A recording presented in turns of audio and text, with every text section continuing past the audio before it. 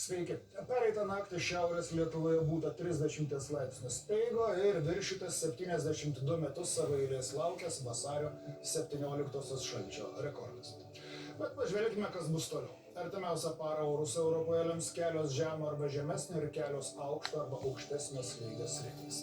Debesų apklotas bus labai nevienodas, bendra tendencija daugiau saulės bus pietuose ir šiaurėje, kitur vyraus debesuotos dangos. Šaltis žemyno rytuose ir vietomis centre liks kur buvęs, tik tai šiek tiek apsilps, pamažu stiprėja šiluma vakaruose ir pietuose.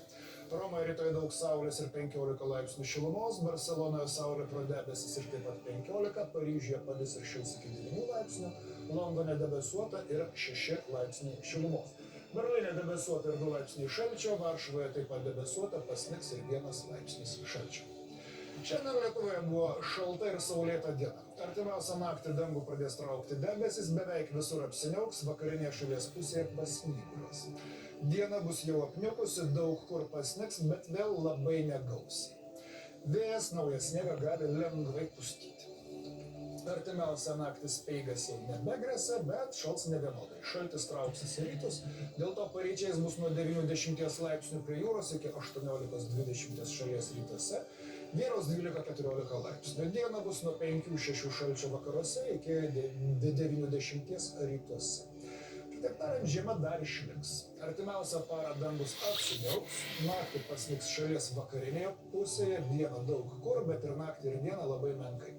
Naktį bus nuo maždaug 10 laipsnių šalčio vakaruose iki 20 rytuose, dieną nuo 5 iki 10 šalčio atitinkamai.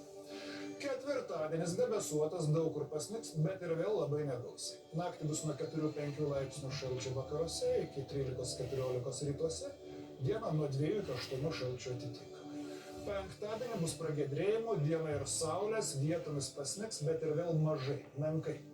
Naktį šaltis priklausys nuo debesuotumo, bet vyraus maždaug 10-12 laipsnių, kai kur truputį daugiau arba mažiau. Diena liks nuo 2 šalčio vakaruose iki 9 laipsnių rytuose. Kitaip tariant, žiema dar išliks, tačiau jos dantys aštrumo jau neteks. Atrodo, ir atodrėkio ilgai laukti neteks.